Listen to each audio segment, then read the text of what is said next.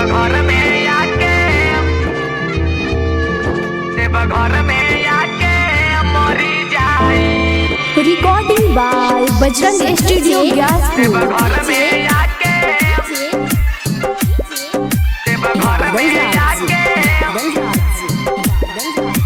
घर में आके मरी जाई। खातानी कसम भोले बाबा हम, खातानी कसम भोले बाबा हम सुइया पहाड़ पे चढ़ी जाई। यदि प्यार से होई जुदाई तो, यदि प्यार से होई जुदाई तो देव घर में आके मरी जाई। यदि प्यार से होई जुदाई तो देव घर में आके मरी जाई। खातानी कसम भोले बाबा हम,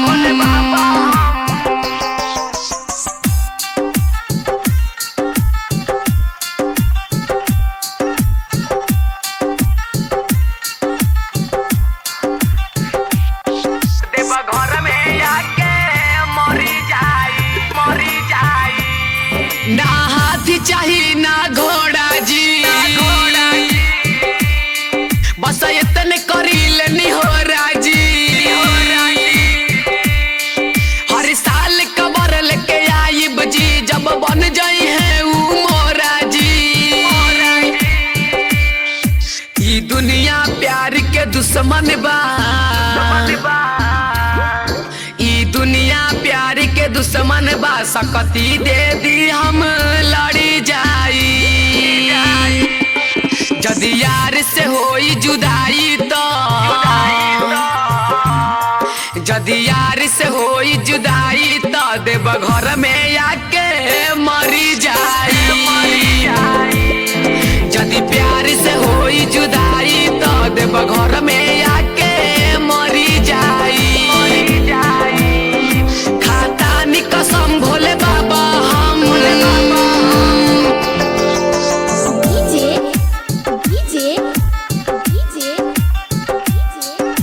बादल राज, बादल राज, बादल राज। घर में आके मरी जाई, मरी जाई। खाली मोर झोली भर दी, इतने कृपा भोले कर दी। खाली मोर झोली भर दी, इतने कृपा भोले कर दी। कृपा भोले कर दी, लाचार के दुखवा हर दी, देवो के देव महादेव हई। लाचार के दुखवा हर दी।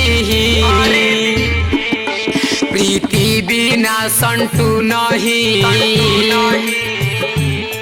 प्रीति बिना संटू नहीं। चरण में आके तरी जाई। प्रीति बिना संटू नहीं, चरण में आके तरी जाई। खातानी कसम भोले